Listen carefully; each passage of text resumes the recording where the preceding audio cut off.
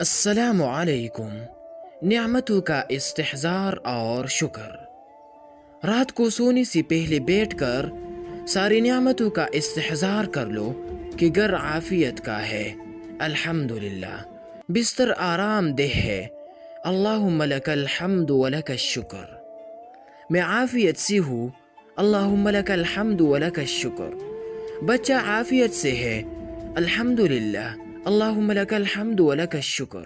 ایک ایک نعمت کا استحضار کر کے رٹ لگاؤ۔ حضرت ڈاکٹر عبدالحی صاحب رحمہ اللہ فرمایا کرتے تھے کہ میں نے یہ چیز اپنی نانا سے سیکھی ہے۔ ایک مرتبہ میں ان کے گھر گیا تو رات کو میں نے دیکھا کہ وہ سونے سے پہلے بستر پر بیٹھی ہوئی ہے اور بار بار اللہم لک الحمد ولک الشکر، اللہم لک الحمد ولک الشکر، اللہم لک الحمد ولک الشکر پڑھ رہے ہیں اور عجیب کیفیت میں یہ عمل کر رہے ہیں۔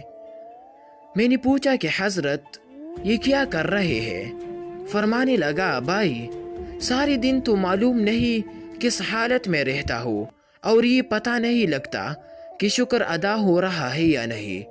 اس وقت بیٹھ کر دن بھر کی ساری نعمتوں کا استحضار کرتا ہوں اور پھر ہر نعمت پر اللہم لک الحمد ولک الشکر کہتا جاتا ہوں۔